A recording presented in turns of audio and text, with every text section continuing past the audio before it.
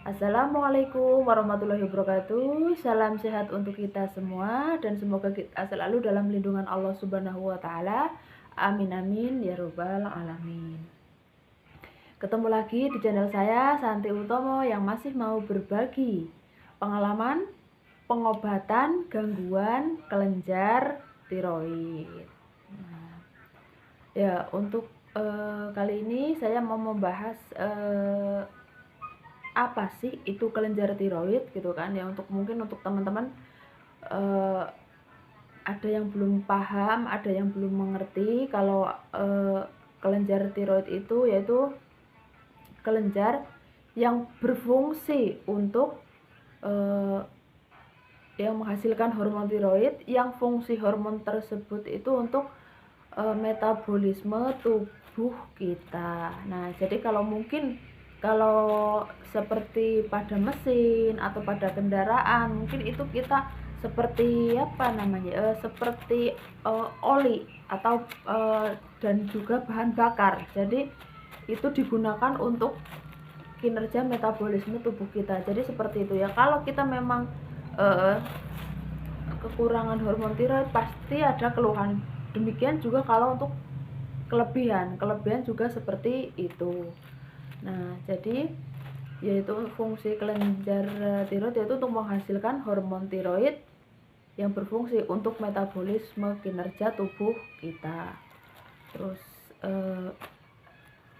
apa sih efeknya kalau kita kekurangan hormon tiroid gitu kan.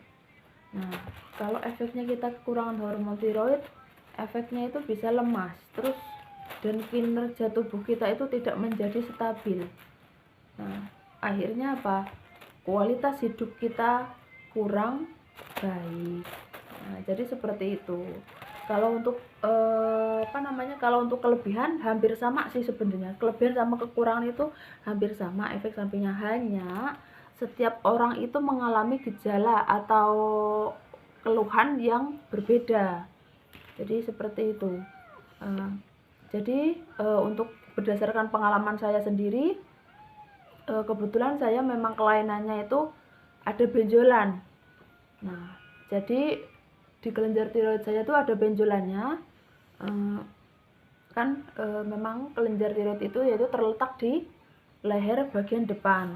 Itu kanan kiri yang menyambung seperti berbentuk kupu-kupu. Nah, itu memang keluhannya saya itu memang karena ada benjolan. Terus akhirnya saya melakukan pengobatan. Nah, terus setelah melakukan pengobatan ternyata setelah di lab dicek darah, ternyata kadar hormon saya itu normal, tidak ada gangguan dari secara hormonnya, tidak ada. Hanya memang saya mengalami nyeri bahu sama leher bagian belakang sini, terus sama yang berasa banget itu susah berkeringat. Walaupun kadang jalan dalam jarak 50 meter atau 100 meter itu dalam kondisi panas terik itu kok saya tetap tidak berkeringat, kan dirasakan di badan kan aneh, masa kita jalan sepanjang itu dan kondisi panas gitu kan kok tidak berkeringat, kan itu tubuh kita udah termasuknya mengalami keanehan. Nah, akhirnya itu setelah pengobatan disarankan untuk cek darah, USG dan sidik tiroid untuk mengetahui seberapa besar pembesaran kelenjar tiroid saya. Nah, waktu itu saya terdeteksi dari tahun 2012. Setelah di USG ternyata pembesarannya memang sudah yang sebelah kiri sudah 2 cm. Nah, terus ya dengan terus pengobatan selanjutnya yaitu dengan cek darah tadi sudah ya, cek darahnya normal. Terus untuk USG-nya sudah ada pembesaran benjolan 2 cm. Terus yang ketiga itu sidik tiroid, yaitu sidik tiroid itu memang ada pembesaran di sebelah kiri. Nah, terus dilanjutkan apa? Dilanjutkan pengobatan selanjutnya apa gitu kan? Saya itu sempat mencari opsi. Opsi saya yaitu saya tidak mau operasi karena dengan operasi saya membayangkan yang leher di istilahnya kan kayak dibuka terus nanti disambung lagi. Nah, di sini bayangannya tuh di sini tempatnya untuk jalan makanan, jalan nafas, pita suara. Nah, takutnya ketiga ini nanti saya berpengaruh ke kehidupan saya selanjutnya. Tapi seperti yang teman-teman lihat, seperti teman-teman ketahui, saya sekarang alhamdulillah setelah operasi, alhamdulillah tidak mengalami kendala dalam segi yaitu untuk menelan tetap biasa, terus pita suara juga seperti ini saya pulih, terus pernafasan alhamdulillah dibilangnya bagus gitu kan. Nah, terus jadi seperti itu. Ada juga yang menanyakan kalau dioperasi itu memang efek sampingnya apa, Mbak? Nah, itu ya pertanyaan bagus sih. Memang kan saya dulu aja memang ketakutannya dari situ. Efek dari pengangkatan sendiri itu menakutkan, gitu kan. Kalau yang memang belum tahu atau belum mempelajari atau belum punya pengalaman, ya memang menakutkan. Bahkan sekarang saya teman-teman yang belum operasi pun sekarang masih ada yang merasakan takut.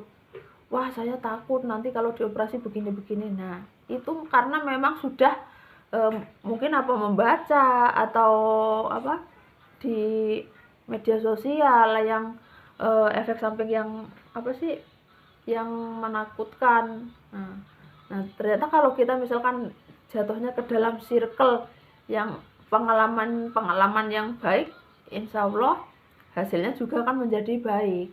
Ya karena kan kita satu memang dibutuhkan ketenangan. Nah, terus berusaha untuk mencari informasi yang baik yang membuat kita tidak ketakutan. Nah, jadi seperti itu ya teman-teman. Kalau saya memang di sini memang berbagi pengalaman berdasarkan pengalaman saya sendiri. Nah, awal-awal saya merasa memang takut.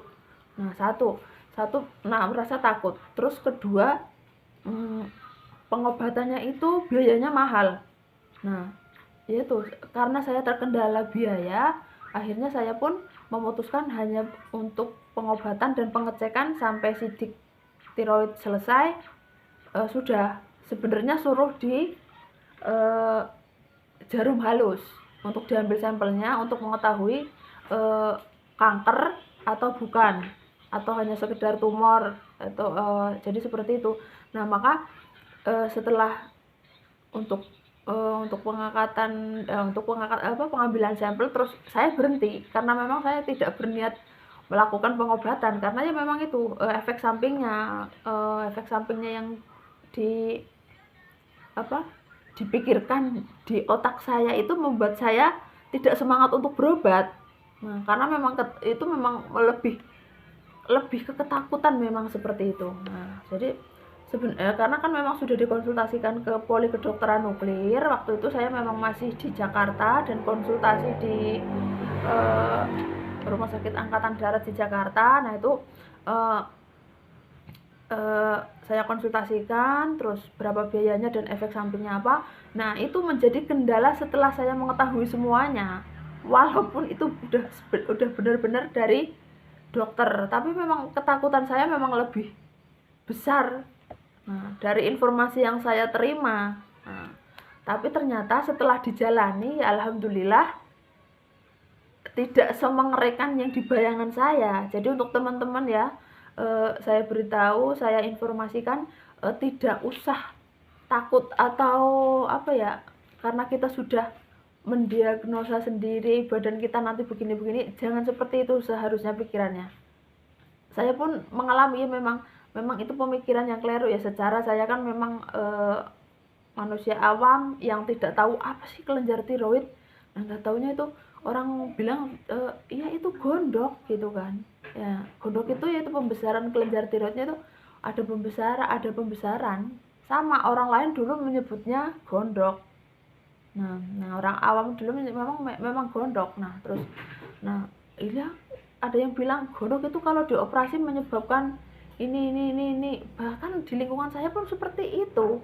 Ada yang menanyakan nanti kalau kamu dioperasi nanti pucat loh, nggak kekurangan apa sih, ada yang makannya banyak tapi tidak diserap oleh tubuh dan lain-lainnya seperti itu. Nah saya pun menakutkan seperti itu. Tapi untuk teman-teman, dengan berdasarkan pengalaman saya, alhamdulillah saya setelah operasi ya makan banyak ya bisa gemuk. Nah jadi seperti ya nggak gemuk lah, maksudnya nggak terlalu kurus gitu loh, maksudnya ya stabil gitu kan, ya standar gitu kan, dengan saya tinggi badan 159 dan berat badannya 5859, ya tidak terlalu kurus banget lah, hitungannya kan seperti itu. Jadi jangan merasakan ketakutan dulu gitu kan. Ya memang kalau belum dijalani memang termasuk membawa beban. Nah bebannya ya secara material dan moral gitu kan, karena gitu saya kan juga memikirkan efek sampingnya kedua, terus dan biayanya. Nah efek samping itu sendiri memang ada, ternyata setelah operasi memang ada, tapi alhamdulillah saya efek sampingnya memang ada, yaitu diantaranya satu, suara saya mengecil. Nah itu yang sudah saya bahas tadi di depan kan, ini lewat memang pita suara, saluran pernafasan dan saluran makanan masuk ke dalam perut, dari mulut masuk ke dalam perut kan lewat sini juga. Nah itu memang saya mengalami pernafasan saya kecil. Dengan pernafasan saya kecil, nafas saya menjadi pendek. Nah nafas saya jadi pendek itu kalau melakukan aktivitas jalan 30 meter atau 10 ke 30 meter, atau sering mondar-mandir di dalam rumah ke sana kemari, misalkan dari menjemur baju di halaman terus masuk lagi ke dalam, itu pun sudah udah ngos-ngosan, nafasnya pendek. Nah jadi seperti itu terus. Nah suaranya kecil, jadi suaranya kecil itu saya pun merasakan rahang itu susah kebuka, tapi perasaan sudah membuka lebar, tapi ternyata belum. Jadi kalau saya mau ngobrol itu sama ibu saya yang di rumah, yang di sini nungguin saya, itu dengan cara ditepuk dulu atau dicolek dulu baru saya bilang. Soalnya apa, saya tuh merasakan saya itu udah ngomong seperti biasa, ngomong secara lantang secara jelas, tapi ternyata ibu saya belum mendengar, karena memang suara saya ternyata kecil, tapi saya sudah seperti berteriak atau mengeluarkan suara yang kencang gitu kan. Nah terus akhirnya saya lakukan ya latihan pernafasan aja, setiap jalan berapa langkah, terus tarik nafas dalam, berhenti, minum. Soalnya memang karena kita memang lingkupnya memang daerah leher ke mulut, mulut ke leher. Nah jadinya itu memang mempengaruhi juga saya gampang haus, kayak berasa kering seperti itu. Nah itu saya memang merasakan efek sampingnya itu. Nah terus setelah itu ada lagi susah nelen, tapi susah nelennya itu cuman berselang seminggu kalau nggak salah. Seminggu itu susah nelen. Jadi dalam kondisi saya kan yang operasi pertama itu saya dirawat 3 hari, yang operasi kedua itu sampai 9 hari. Nah, selama yang 9 hari ini memang saya mengalami susah menelan itu ya kurang lebih seminggu, dan ya diantaranya sampai ya 9 hari itulah, seminggu sampai 9 hari itu saya mengalami. Ya tapi untuk teman-teman semua perlu diketahui efek samping yang ditimbulkan tadi. Nah, itu ada suara mengecil, terus susah menelan, terus apa tadi, ngos-ngosan atau nafasnya juga pendek. Itu nanti seiring berjalannya waktu akan pulih dengan sendirinya. Dan seperti yang teman-teman lihat dan ketahui saya sekarang ya seperti ini, saya bisa ngomong dalam jangka waktu panjang. Kalau ini aja saya maksudnya kan membuat video kan 16 sampai 6 ya rata-rata 12 sampai 20 menit itu bisa tanpa jeda. Itu kalau dulu tidak bisa, 5 menit ngomong itu harus berhenti, tarik nafas panjang dan minum. Jadi seperti itu ya teman-teman, tidak usah takut, tidak usah ragu dengan pengobatannya, dilanjutkan saja. Ya memang yang untuk teman-teman yang sedang menjalankan pengobatan gangguan tiroid, efek sampingnya memang ada, tapi dengan seiring berjalannya waktu efek samping itu akan pulih. Nah, jadi seperti itu teman-teman. Terus untuk efek samping selanjutnya yaitu saya yang berdasarkan pengalaman saya itu, yaitu saya merasakan kesemutan. Kesemutan. Dan pertanyaannya yaitu kenapa kok bisa kesemutan? Nah, ternyata kelenjar tiroid itu di dalamnya itu ada yang menempel, yaitu kelenjar paratiroid. Kelenjarnya kecil seperti biji kacang hijau. Nah, seperti itu. Nah, itu menempel di 4 titik. 1, 2, 3, 4. Nah, setelah dicek manusia itu punya 4 kelenjar paratiroid. Nah, ternyata setelah dicek di lab, dan ini saya kemungkinan ke angka 3, jadi tinggal 1. Saya memiliki tinggal memiliki 1 kelenjar paratiroid. Nah, dan ternyata fungsinya kelenjar paratiroid itu apa sih? Nah, kelenjar paratiroid itu untuk menghasilkan kalsium untuk bekerja di dalam tulang kita. Nah, akhirnya itu yang bisa menyebabkan kita kebas dan kesemutan. Dan itu memang saya alami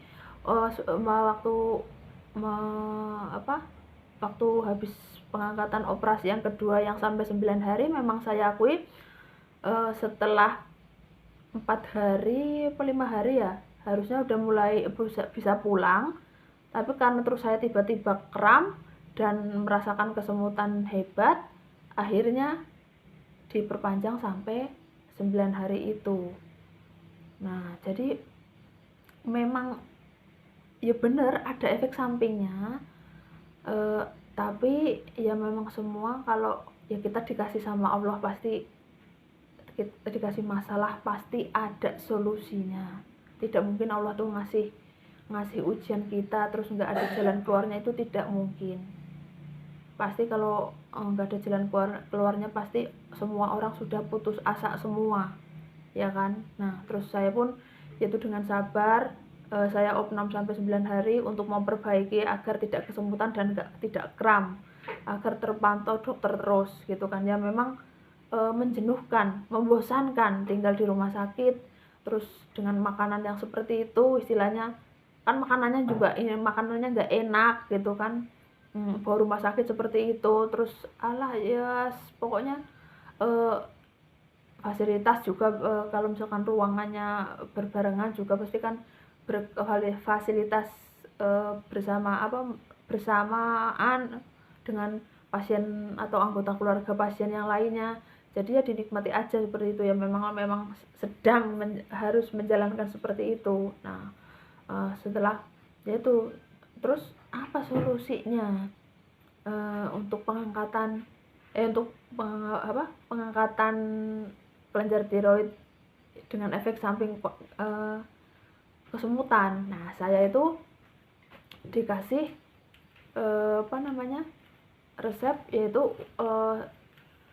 suplemen yang untuk kalsium, dan itu bisa dibantu dengan suplemen-suplemen yang ada di apotek, yang khususnya untuk yang tulang gitu kan, itu kan banyak kan sekarang mereknya juga, di apotek juga banyak. Nah, itu seperti itu. Saya juga dibantu yang dari apotek, tidak tercover BPJS soalnya, yang vitamin ininya, yang suplemen kalsiumnya, karena memang waktu itu memerlukan dosis yang tinggi. Tapi dari rumah sakit pun saya dikasih yang bentuk tablet, yang cara minumnya yaitu dikunyah, saya dikasih seperti itu. Nah, terus dan itu memang dibilangnya kalau saya merasakan itu efek samping yang jangka panjang juga.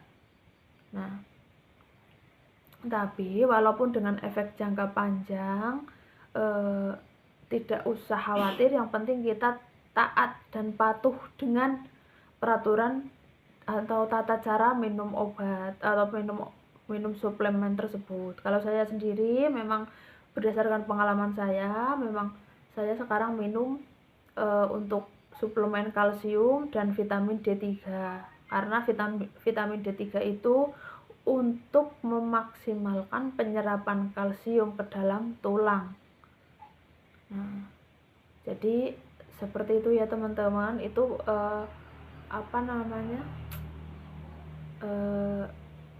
efek samping yang saya alami setelah pengangkatan kelenjar tiroid. Tapi yaitu untuk teman-teman semua, saya tegaskan lagi, efek samping yang saya sebutkan tadi, yang seperti nafas pendek, suara kecil, gampang ngos-ngosan, ya kalau gampang capek ya termasuk itu juga kan, itu nanti sendirinya akan pulih dengan berjalannya waktu. Dan untuk kalsiumnya, yang kesemutan, saya sendiri setiap bulan masih terkontrol rutin dan mendapatkan suplemen dari rumah sakit dengan di cover. Ya, jadi gitu teman-teman. Untuk yang untuk gangguan kesemutannya itu karena memang kalsiumnya saya rendah, dan itu memang selalu harus terkontrol rutin. Dan untuk suplemen kalsiumnya itu sendiri itu tercover dengan kartu kesehatan. Jadi seperti itu teman-teman. Tapi untuk vitamin D3-nya memang tidak tercover, yaitu fungsinya yaitu untuk penyerapan kalsium dalam tulang agar lebih maksimal. Jadi itu kita harus beli sendiri. Tapi alhamdulillah untuk obat atau hormon pengganti hormon tiroidnya tercover, dan saya minum kalsiumnya juga yang tercover dari kartu kesehatan. Jadi seperti itu ya teman-teman. Tidak usah terlalu memikirkan efek sampingnya yang berlebihan. Ya boleh ya, memang kita istilahnya apa sih ya, waspada atau apa, tetapi jatuhnya kalau dengan ketakutan atau berlebihan banget kan malah akhirnya tidak baik.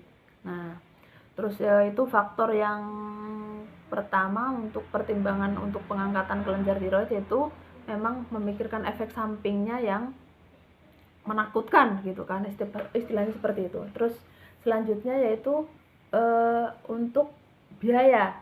Nah, dari awal tahun 2012 itu kan belum ada program pemerintah dengan kartu kesehatan tersebut. Jadi saya memang mundur, tidak melanjutkan pengobatan, karena memang setelah saya konsultasikan dengan dokter poli kedokteran nuklir, dengan biaya pengobatannya kira-kira seberapa, dan itu memang sampai terus ditanyakan, memang sampai kurang lebih 60 juta untuk pengobatan sampai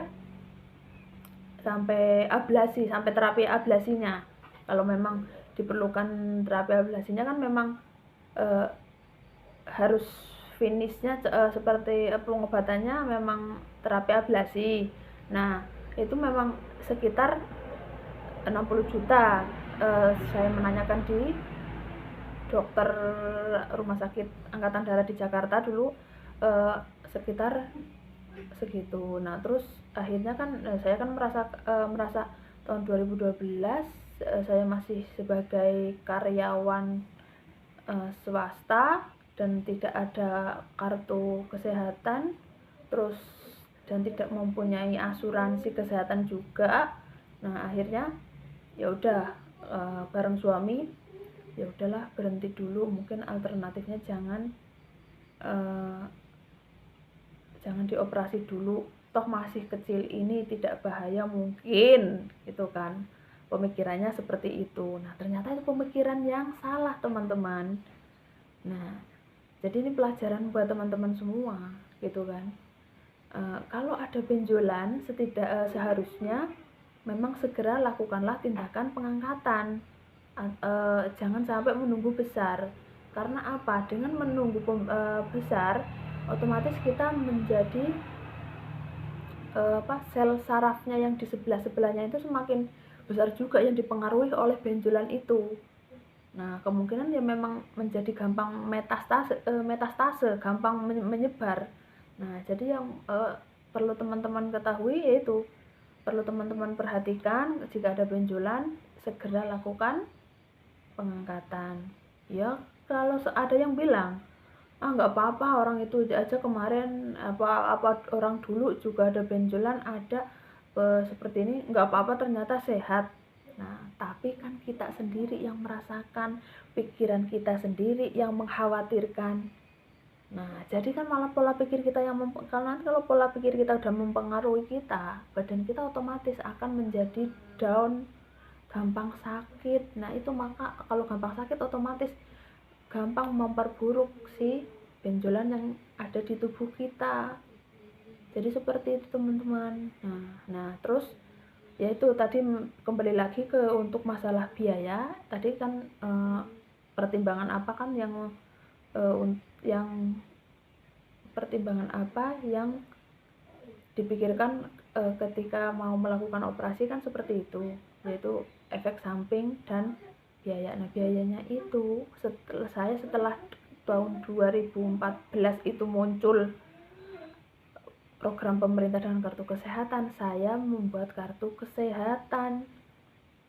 Nah, setelah membuat kartu kesehatan itu saya kontrol rutin 1 tahun sekali, itu sampai tahun 2018 akhirnya saya baru berani untuk melakukan operasi karena memang sudah mengalami pembesaran. Dan itu dibilangnya memang sudah terlambat. Kalau orang Jawa bilang kayak wis kasep, sudah terlambat karena memang ternyata setelah dioperasi diangkat dan hasilnya adalah kanker varian folikuler. Nah, yaitu, dan akhirnya saya mengalami operasi kedua kali, terus dan harus melakukan ablasi 1 kali untuk membunuh sel kanker yang masih tersisa di dalam leher. Dan akhirnya alhamdulillah seperti yang teman-teman ketahui, seperti teman-teman yang saya lihat sekarang, saya sehat, saya bisa melakukan aktivitas seperti orang sehat pada umumnya, walaupun ya masih dengan keterbatasan saya yang gampang lelah, gampang lemes, atau gampang berubah mood. Nah, itu udah menjadi sahabat dan udah menjadi teman saya sehari-hari. Jadi seperti itu, tinggal kita ikhlas aja menerima semua ini dan yakin aja ini adalah jalan dari Allah untuk kita lebih mendekatkan diri kepada Sang Pencipta. Kalau saya sih mengambil kesimpulannya seperti itu. Saya dikasih sakit berarti saya biar tetap mengingat akan kematian. Jadi saya lebih mendekatkan diri kepada Allah agar saya menjadi tenang, karena memang semuanya itu memang adalah titipan. Nah, jadi seperti itu ya teman-teman, tidak usah takut. Untuk pengobatan gangguan kelenjar tiroid memang ditanggung atau dibiayai oleh kartu kesehatan yang diterbitkan pemerintah, dan saya sudah mengalaminya, menjalaninya dengan pengobatan kartu kesehatan tersebut. Bukan saya dari kata orang, tapi memang itu pengalaman saya sendiri. Saya sudah melakukan 2 kali operasi, 1 kali ablasi, kontrol rutin, dan itu semua ditanggung oleh kartu kesehatan. Jadi seperti itu teman-teman ya, untuk hari ini cukup sampai di sini dulu. Mudah-mudahan atau efek samping yang saya ceritakan kepada teman-teman tidak membuat teman-teman menjadi takut, tetap melakukan fokus melakukan pengobatan dengan medis, tidak usah terpengaruh yang untuk alternatif atau minum herbal dan lain-lainnya, itu tidak usah seperti itu, karena itu malah nanti kalau minum herbal kalau tidak sesuai resep atau tidak sesuai dengan dosis itu malah membahayakan ginjal teman-teman semua. Jadi saya sarankan tetap dengan pengobatan medis agar terkontrol secara nyata. Secara nyata maksudnya kan dia menggunakan alat yang memang dikhususkan untuk mengetahui dalam tubuh kita yang sakit. Nah, jadi seperti itu teman-teman ya, dan tetap manfaatkan kartu kesehatan untuk pengobatan, karena pengobatan kelenjar tiroid memang pengobatan jangka panjang ya. Jadi seperti itu teman-teman. Semoga mudah-mudahan informasi ini bisa membantu teman-teman semua yang melihat video saya agar bisa menjadi lebih tenang untuk menjalani pengobatan gangguan kelenjar tiroid yang teman-teman alami. Akhirnya sehat itu mahal, sakit jauh lebih mahal. Akhirnya wassalamualaikum warahmatullahi wabarakatuh.